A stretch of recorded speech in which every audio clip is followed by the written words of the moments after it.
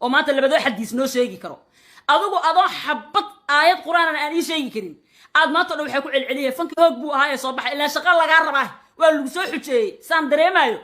mashruuca beginning waa idin sheegay mashruuca qaadashadiisa waxay tahay haddaad lacag rabto fanaaniinta soo tashkiili fanaaniinta soo dub laakiin inaad qarsato ma aha annagoo kula ogaad noo sheegi lahayd lacagaa jirto soo yaaca leena dhihi lahayd markaas lagulama yaabeen moogta marka walaalkay biko yaaba heli karaba towbadkeen fanki iska daa aad ummadaasi ta kulansiiso caawa labada inta iska heshay israacdo aad dambi kugu filan ba haddii uu si kala xataa u ahaa waayo dambi oo qiil kasta loo raadsho fanka oo xataa muusiga la iska dhaafo la yiraahdo muusiguna waa iska qurxinaysa la iska daayo dadka la isu keeno dhibka kaaga imaan kara marka waxay isku sameeyaan aaba dambi noogu filayd lacagteena xaaraan kaba dhigi kartaba walaalow marka adoo biko guri ka dhistay anigu fanka guri kama dhisan raasamaalna kama lihi adoo guri ka dhistay waxa aad uga maarantay baasa iyo qaadashadeeda waaye salaad cali jar wuxuu dhigi jiray lacag waa qaadasho codkuna waa anige yaa lacag waa qaadasho mashruucu waa qaadasho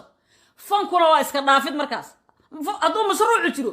mashruucaas waa qaadasho fankuna waa iska dhaafid laakiin qishka si babliga u sheeg ummadana u sheeg yaa towbadkeen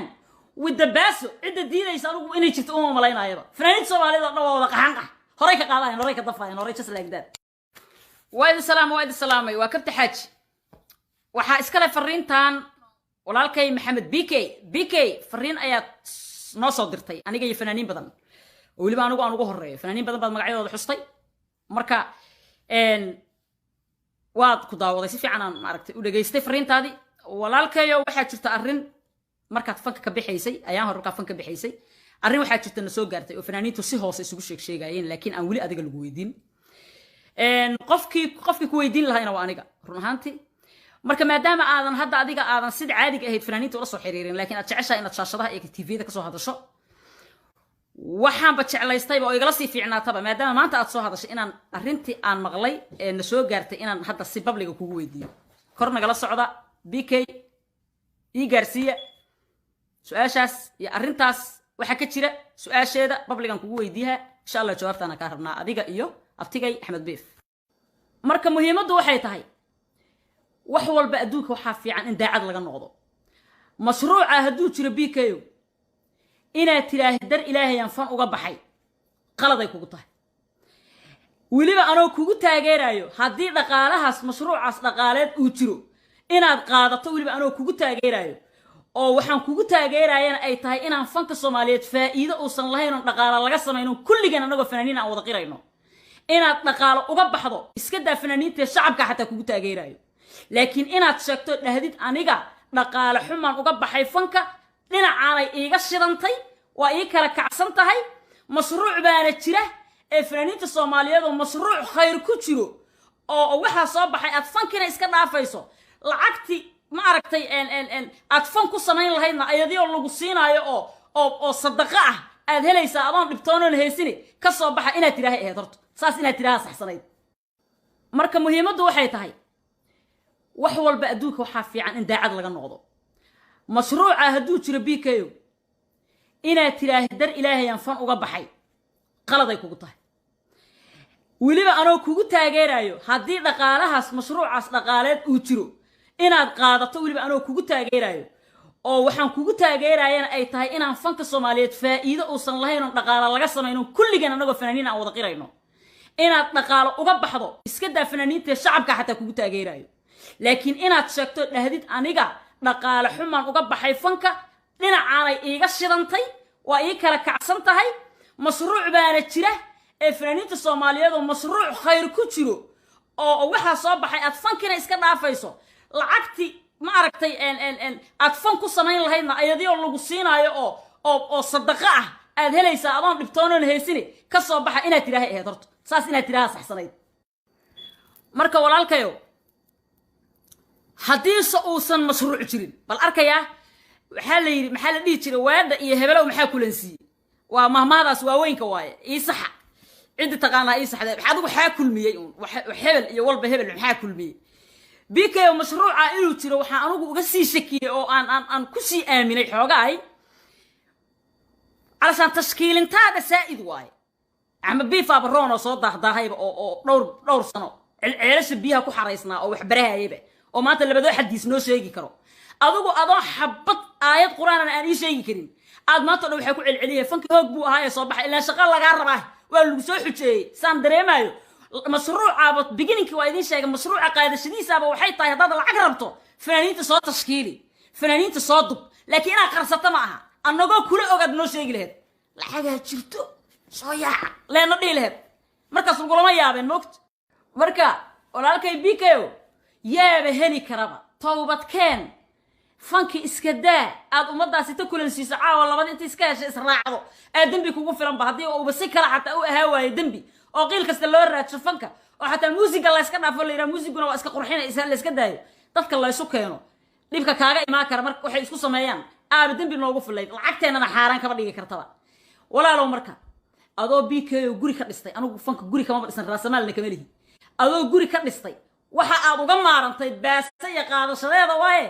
salaad cali jar wuxuu dhihi jiray lacag waa qaadasho codkuna waa anige yaa lacag waa qaadasho mashruucu waa qaadasho fankuna waa iska dhaafid markaas hadduu mashruucu jiro mashruucaas waa qaadasho fankuna waa iska dhaafid laakiin qishka si babliga u sheeg ummadana u sheeg ya towbadkeen widabaaso cidda diidaysa anigu inay jirto uma malaynaayaba fanaaniinta soomaalida dhan waa wada qaxan iska dhaafid markaas hadduu mashruucu jiro mashruucaas waa qaadasho fankuna waa iska dhaafid laakiin qishka si babliga u sheeg ummadana u sheeg ya towbadkeen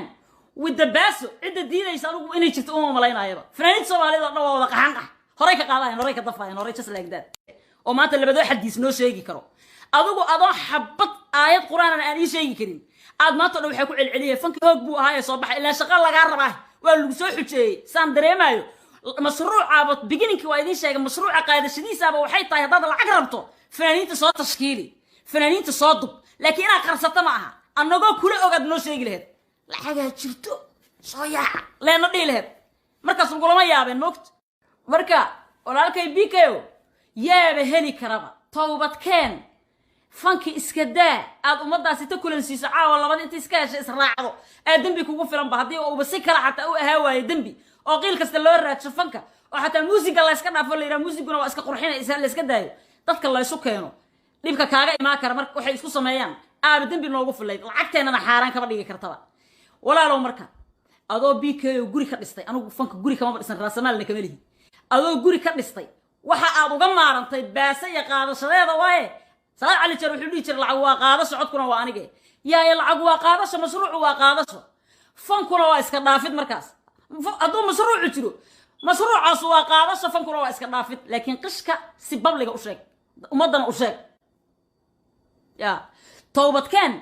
widabaaso cidda diidaysa anigu inay jirto uma malaynaayaba fanaaniinta soomaalida dhan waa wada qaxan horay ka qaadayan horay ka dafayan horay just like that وايد سلامي وكبت حاج waxaa iskale fariintan walaalkay maxamed bk fariin ayaa noo soo dirtay aniga iyo fanaaniin badan oo waliba anigu aan ugu horeeyo fanaaniin badan baad magacyadooda xustay marka waad ku daawaday si fiican aan maaragtay u dhageystay fariintaadii walaalkayo waxaa jirta arrin markaad fanka ka bixaysay ayaan hore markaa fanka bixaysay arrin waxaa jirta na soo gaartay oo fanaaniintu si hoose isugu sheegayeen laakiin aan weli adiga lagu weydiin qofkii ku weydiin lahayna waa aniga run ahaantii marka maadaama aadan hadda adiga aadan sida caadiga ahayd fanaaniinta ula soo xiriirin laakiin aad jeceshahay inaad shaashadaha iyo tvda kasoo hadasho waxaanba jeclaystayba oo igala sii fiicnaataba maadaama maanta aad soo hadashay inaan arrintii aan maqlay ee na soo gaartay inaan hadda si babliga kugu weydiiyo kor nagala socda bk ii gaarsiiya su-aashaas iyo arrintaas waxaa ka jira su-aasheeda babligan kugu weydiiyaha insha allah jawaabtaana kaa rabnaa adiga iyo abtigay axmed biif marka muhiimaddu waxay tahay wax walba adduunka waxaa fiican in daacad laga noqdo mashruuca hadduu jiro bko inaad tiraahid dar ilaahayaan fan uga baxay qaladay kugu tahay weliba anoo kugu taageerayo haddii dhaqaalahaas mashruucaas dhaqaaleed uu jiro inaad qaadato weliba anoo kugu taageerayo oo waxaan kugu taageerayana ay tahay inaan fanka soomaaliyeed faa'iido uusan lahayn oo dhaqaala laga samayno kulligeen anagoo fanaaniin aan wada qirayno inaad dhaqaalo uga baxdo iska daa fanaaniinta shacabka xataa kugu taageerayo laakiin inaad sheegto dhahdid aniga dhaqaale xumaan uga baxay fanka dhinacaanay iiga shidantay waa ii kala kacsan tahay mashruuc baana jira ee fanaaniinta soomaaliyeed oo mashruuc khayr ku jiro oo waxaa soo baxay aad fankina iska dhaafayso lacagti ما aragtay aad fan ku samayn lahaydna ayadoo lagu siinaayo oo sadaqa ah aad helaysaa adoon dhibtoonan heysini ka soo baxa inaad tiraahay ahayd horto saas inaad tiraaha saxsanayd marka muhiimaddu waxay tahay wax walba adduunka waxaa fiican in daacad laga noqdo mashruuca hadduu jiro bikayo inaad tiraahay dar ilaahayaan fan uga baxay qaladay kugu tahay weliba anoo kugu taageerayo haddii dhaqaalahaas mashruucaas dhaqaaleed uu jiro inaad qaadato weliba anoo kugu taageerayo oo waxaan kugu taageerayana ay tahay inaan fanka Soomaaliyeed faa'iido uusan lahayn oo dhaqaale laga sameeyno kulligan anagoo fanaaniin aan wada qirayno inaad dhaqaale uga baxdo iska daa fanaaniinta shacabka xataa kugu taageerayo laakiin inaad sheegto dhahdid aniga dhaqaale xumaan uga baxay fanka dhinacaanay iiga shidantay waa ii kala kacsan tahay mashruuc baana jira ee fanaaniinta Soomaaliyeed oo mashruuc khayr ku jiro oo waxa soo baxay aad fankina iska dhaafayso lacagti ma aragtay aad fan ku samayn lahaydna ayadoo lagu siinaayo oo sadaqa ah aad helaysaa adoon dhibtoonan heysini ka soo baxa inaad tiraahay ahayd horto saas inaad tiraaha saxsanayd marka walaalkayo haddii uusan mashruuc jirin bal arkaya waxaa la yiri maxaa la dhihi jiray waada iyo hebelow maxaa kulansiiyey waa mahmaadaas waaweynka waaye ii saxa cid taqaanaa ii saxday waxa adigu xaa kulmiyey hebel iyo walba hebel maxaa kulmiyey bikayo mashruuca inuu jiro waxa anigu uga sii shakiyay oo aan ku sii aaminay xoogaay علشان تشكيل تادا سائد واي عم بيفا برونا صوت ضهضاهيب او دور سنه عيلاش بيها ku xareysna oo wax barahaayba oo maanta labado xadiis noo sheegi karo